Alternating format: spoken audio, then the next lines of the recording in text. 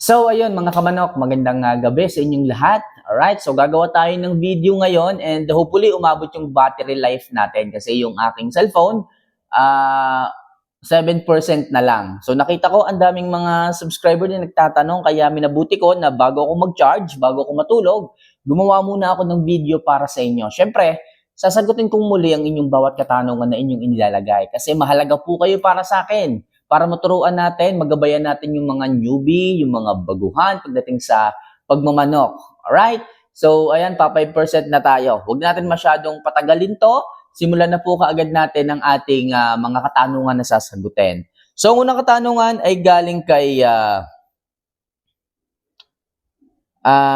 Ronnie Aroniel Evangelio. Ayan, kamamay, anong sistema mo sa pagbibigay mo ng one day, one eat? Alright? So, kung kayo is may mga pupuntahan, okay? So, ganun din po, one day, one eat. Ganun pa rin ang sistema. Ako dito sa bakuran ko, alas 3 ng hapon ako nagbibigay ng pagkain.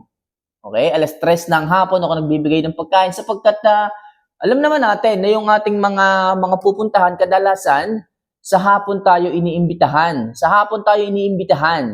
So, kung magbibigay tayo ng alas 3 ng hapon, so, with 60 grams, ang sunod mong pakain dyan, kinabukasan na ulit ng hapon. Okay? For example, kalimitan kasi bandang alas 2, alauna, yung mga imbitasyon na pupuntahan mo. Kaya, bago mag alas 3 ng hapon, okay, maayos pa yung manok ninyo. Hindi pa siya stress. Hindi pa siya ganun kagutom. Okay? So, napakaganda po nun. Dapat alam po ninyo kung anong oras kayo pupunta doon sa inyong mga pupuntahan. So, kalimitan kasi hapon Hapon yung imbitasyon. Hapon yung oras na nakalagay doon sa imbitasyon ninyong pupuntahan. Kaya alas 3 ako nagbibigay, bago umabot ng alas 3 sa susunod na feeding, makadalo kayo doon sa inyong mga imbitasyon. Kaya walang magiging masyadong adjustment pagdating sa pagkain ng inyong mga alaga. Okay, madali pong computein yung dami ng pagkain na inyong ibibigay. For example naman, lumampas, kamanok, kamamay, lumampas naman sa itinakdang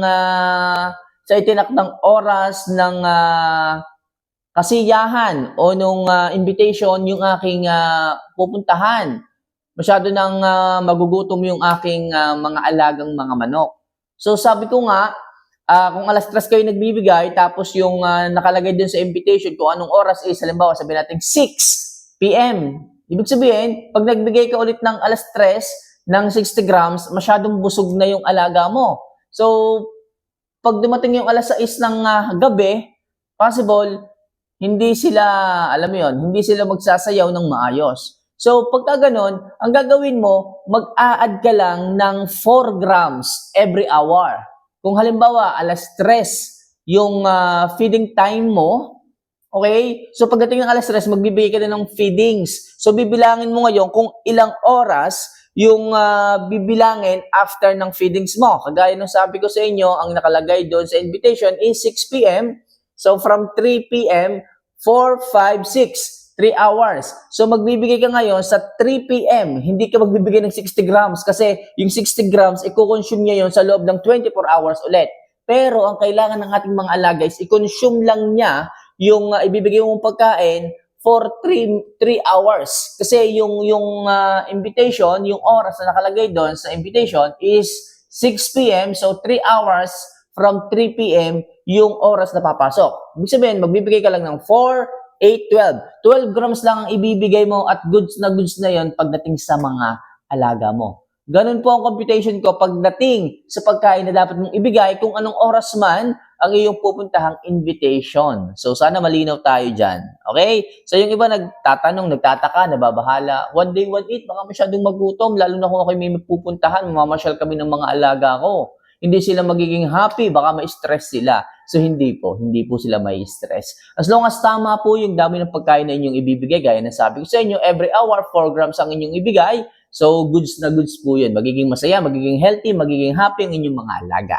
Habang kayo namamasyal, goods na goods sila, healthy sila. Alright, so Roniel Evangelio, sana nasagot ko yung katanungan mo. So, ito naman katanungan na to, galing kay Edgar Edgar Matosinos. Ayan, so ang sabi niya, pagkain ng baboy, hindi po ba tumataba ang legs ng manok? Okay? So, hindi naman po kaagad ganun tumataba ang legs ng manok. Okay? Maliban na lang kung ang alaga mong bibigyan nito is hindi masyadong nakakalakad-lakad, hindi masyadong nagwa-workout, hindi masyadong, nasa ranging. Nandun lang siya sa kanyang cages, talagang tataba, magkakasapola.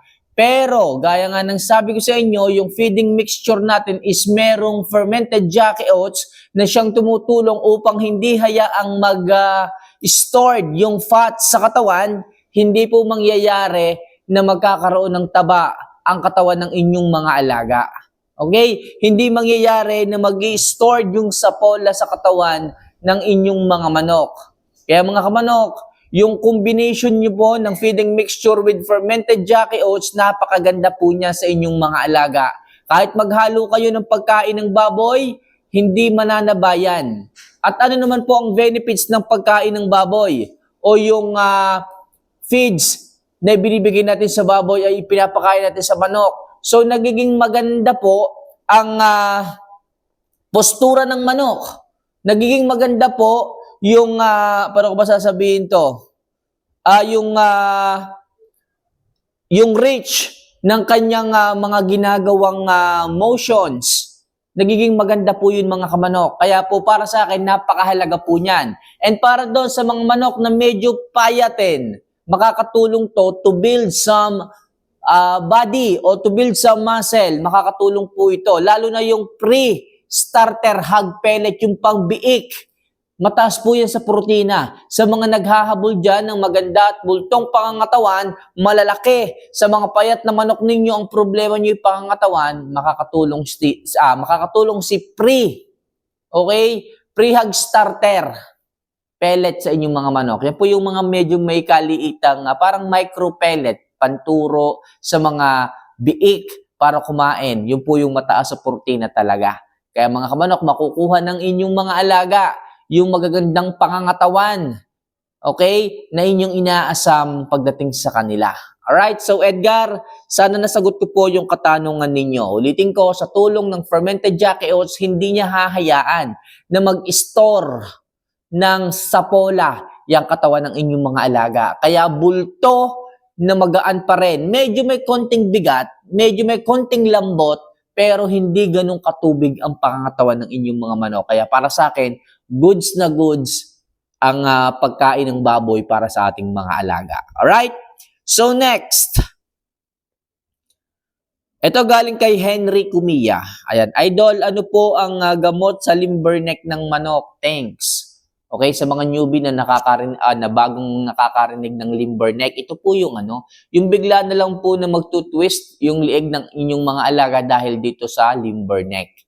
So ano po yung possible reason kung bakit po nagkakaroon ng ganito? Unang-una, nakakainom po sila ng tubig na nalagyan ng ihi ng palaka. Pangalawa, nakakatuka o nakakakain po sila ng mga flesh o yung mga decay body of some frogs or yung mga nabubulok na namatay ng mga sisiw. So, maaari po nilang natutuka yun. Okay? So, nagkakaroon po sila ng limberneck. Sa madaling sabi, parang nakocontaminate po yung kanilang pangangatawan kung bakit po sila nagkakaroon ng ganito. Bigla na lang pong magtutwist yung lieg ng inyong mga alaga, matutumba sila sa lupa, at makikita nyo, stress po sila. So, may gamot pa ba pagdating sa ganyang klase ng sitwasyon, yung tinatawag na limberneck? Meron pa po mga kamanok.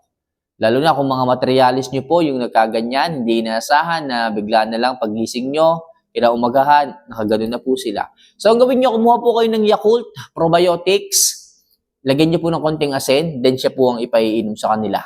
3 to 5 days, gawin nyo po yon para sa ganon, maging maayos po ang digestion na process ng inyong mga alaga, ma-flush out po kaagad yung kanyang nakain na hindi maganda.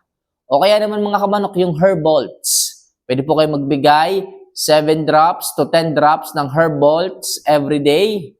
3 to 5 days, makikita nyo po. Yung sa akin, dati nakita ko, nagkaroon ng limberneck. Nung hapon, sabi ko, ire-ready ko na yung shovel, yung pala. So, maghuhukay na ako ng lupa. Kasi possible talaga, lagay na yung loob ko na wala na talagang pag-asa. So, isa yon sa maganda kong mga na-breed dati. High Action McLean Hatch na talagang nakuha nung anak, nung baby stag, yung kulay ng inahin at saka yung kulay ng paa, blue legs, tapos medyo sunog yung kulay ng balahibo. Tuwan-tuwa ako doon. Napakagandang manok, maganda, matangkad na manok. So, nagkaroon nga ng limber neck. So, nung hapon, binigyan ko siya ng Herbolts, 7 drops. Pero nagbaka sakali lang ako noon. Sabi ko, bahala na. Kinabukasan, possible, mag-okay na ako. Pero nung umaga, medyo tinanghali pa nga ako ng gising noon. Sabi ko, naku, tinanghali ako ng gising. Pagpunta ko doon sa cage, naghahanap na siya ng pagkain. Malikot na siya, magalaw na siya doon sa loob ng cage. Sabi ko, nagulat ako. Ito ba talaga yung manok ko na nagkaroon ng limber neck? Parang kahapon lang, ang tamlay-tamlay nito. Pero bakit ngayong umaga, naghahanap na siya ng pagkain? So, nagulat ako. Kaya sabi ko, maganda pala itong si Herbolts na to. Pagdating sa limber neck na ganito, pagdating sa ating mga alaga. Kaya simula noon, pagdating sa limber neck na ganyan, hindi ko na problema. So, Herbolts lang, 7 drops. Then, makikita nyo ang bilis po ng effectivity sa katawan. Healthy agad yung manok. Nakikita ko, masigla agad yung manok. Happy na ulit yung manok. Okay? So, mga kamanok, yan lang muna siguro sa ngayon. Ang ilang mga katanungan na ating sasagutin. And hopefully, makatulong yung aking mga tips na yan pagdating sa ating mga newbie baguhan na babago pa lang dito sa mundo ng pagmamanok. So, para mga kamanok, see you for our next vlog. Mahal ko po kayo. Sa mga gustong magtanong, open free lang po yung ating comment section. Next video, sagutin ko po yan para po sa inyo yan mga kamanok. So, paalam. See you for our next vlog. Mahal ko po kayo.